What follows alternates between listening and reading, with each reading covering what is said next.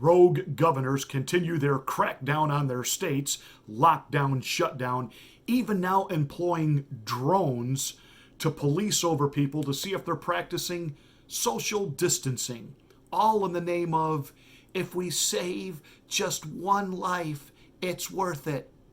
Well, let's flip the script on them. If reopening the country saves one life, it's worth it.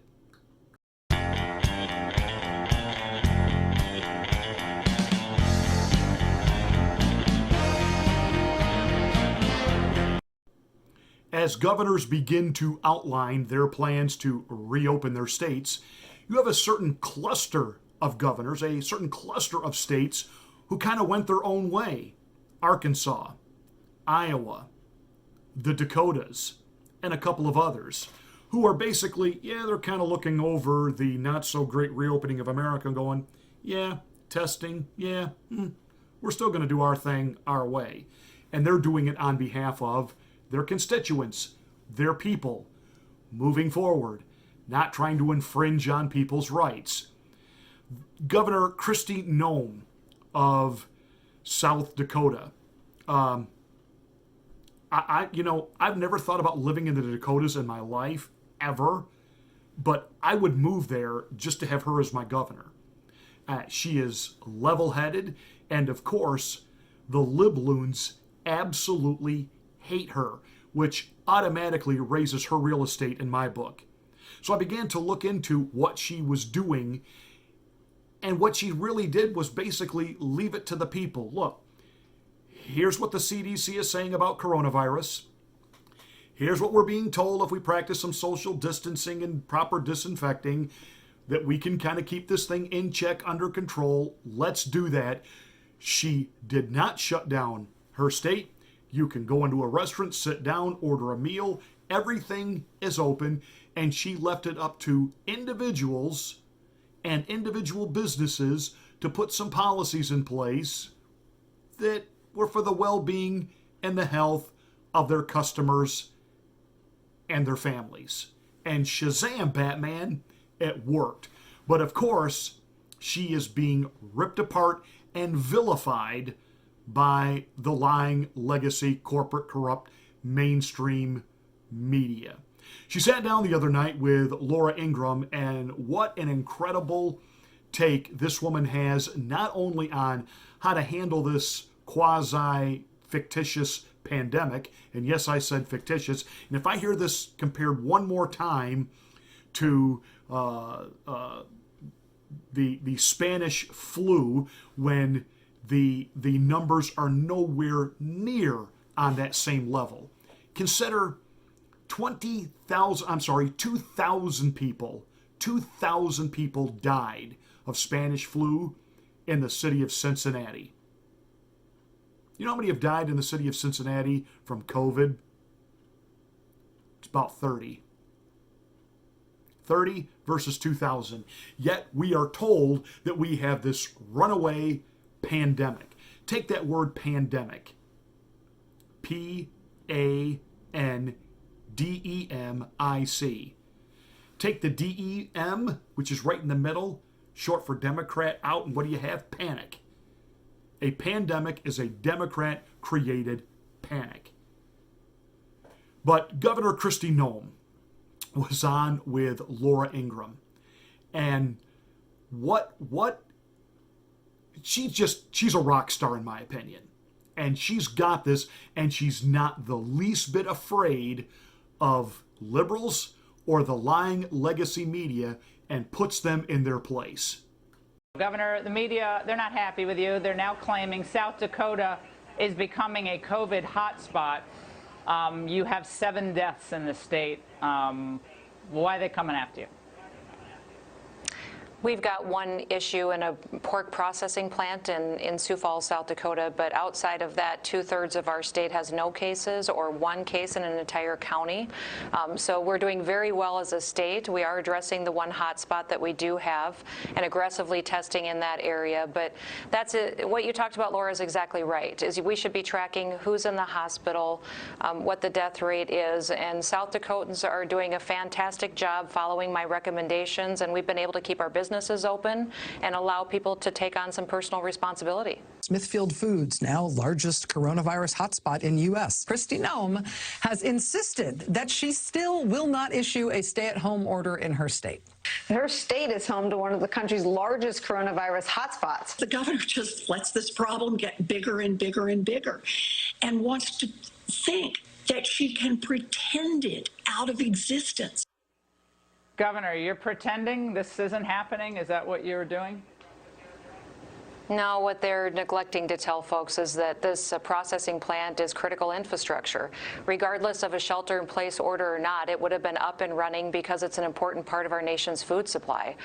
So that's what's been happening on the national level, is they've been not telling all the facts behind this. The people of South Dakota can be trusted to make good decisions. We have common sense. That's why people want to live here, and that's why I love living here. Boom, there it is. Oh, she obviously doesn't care about lives. Look at the outbreak she had in a pork plant, and she's just casually going about life as normal. She's outrageous. And she was so right. This is an essential business. Even if the state were in total shutdown, that company would have been open anyway. See, the way these liberals lie, and they are now going to vilify any governor who moves forward with reopening. Look what they're doing to Governor DeSantis in Florida. The mayor of Jacksonville on Friday reopened the beaches. And of course, CNN absolutely excoriated. Why, this is reckless behavior. And of course, they're showing pictures of people just packed on the beach. And this is awful, and it's just going to restart the coronavirus, et cetera, et cetera, et cetera.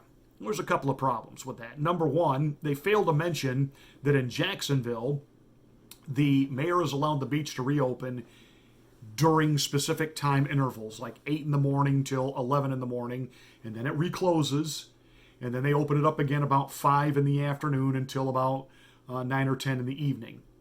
Heavily patrolled. They're keeping people moving. They have to practice 6 feet of social distancing on the sand and in the water. And gee, wouldn't you know, the footage that CNN was showing, not only was it, shall we say, pre-coronavirus mobs on the beach, it wasn't even Florida. See, after living in Florida for 9 years, I can tell you, there is no mountain ranges that are in the backdrop of any Floridian beach. So it was either Rio or Hawaii, but it certainly wasn't Florida, and it most definitely was not Jacksonville. So once again, there's the media. They've got a narrative. They've got propaganda they want you to swallow, and they will use a visual, even if it's the wrong visual. Like trying to convince us that mass tens of thousands were not being able to be admitted into the overcrowded New York City hospitals, as they're showing us video footage of people in halls and in stairwells, and it turned out to be a hospital in Italy, not New York.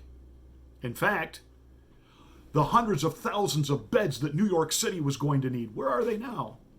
Oh, they're being quietly dismantled. Franklin Graham, son of the late Billy Graham, founder and director of Samaritan's Purse, which has mercy ships which have gone around the world performing operations and medical services to some of the most impoverished nations on the planet. They got this thing down to a science. They're better organized than the Red Cross, and most of your money when you give to Samaritan's Purse goes directly on field to the operation. They set up a hospital in Central Park, and the LGBTQ community organized with the help of wingnuts like AOC, Alexandria Ocasio-Cortez. Pressure was put on them to shut down, because we don't like their politics. We don't like their stance on the gay community. What has that got to do if you have a so-called pandemic and people are dropping dead and we don't know how to handle this? So a group shows up that actually has the medical capability to handle it. And because you disagree with them, they can't be there. Yet the governor keeps screaming, he needs more money, because he's bankrupt. New York State is bankrupt. It was going to have a $6 billion shortfall. And coronavirus, cha-ching, became the Christmas gift that kept on giving. And so as these governors reopen, they are going to get vilified. And I am concerned about some Republican governors like DeWine in Ohio. Oh, he's really, he was at the forefront of being one of the first ones to shut down, and you got to just protect the people. And I have monotone Dr. Acton here with me, and she's going to kind of like stare zombie kind of weird and talk really monotone, but it makes her sound so much smarter. And we're just following Dr. Fauci's progress and diagnosis of how to handle this. You're better off following Dr. Seuss than you are Dr. Fauci. That said, I'm just worried that wimpy Republicans like DeWine, they're going to see how some of these other governors get treated in the media for not caring about people and putting lives at danger, et cetera, et cetera, et cetera. And then, well, maybe we should stay shut down a little bit longer.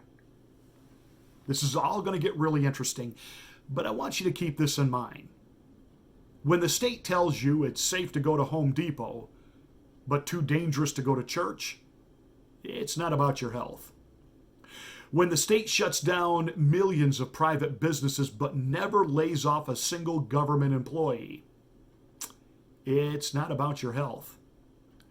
When the state prevents you from buying seeds to plant in the ground because it's too dangerous, but allows you to buy lottery tickets in person, person-to-person contact, it's not about your health. When the state tells you it's too dangerous to golf alone, fish alone, be in a motorboat alone, but the governor of that state gets his stage makeup done and hair done for his 5 TV appearances that week, it's not about your health.